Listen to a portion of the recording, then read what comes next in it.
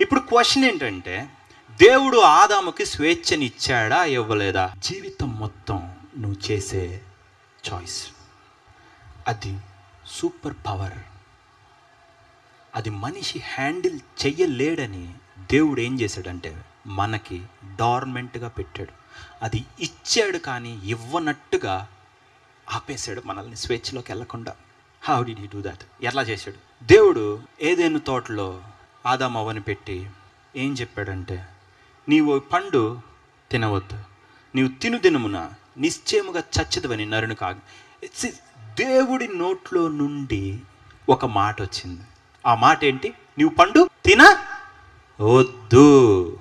ఇప్పుడు చూడండి, నువ్వు ఈ తోట చెట్లు మొత్తం నిరభ్యంతరంగా తినవచ్చును, తోట మధ్యనున్న వృక్ష ఫలములను తినకూడదు, మంచి చెడు తెలివినిచ్చు వృక్ష ఫలం నువ్వు తినవద్దన్నాడు.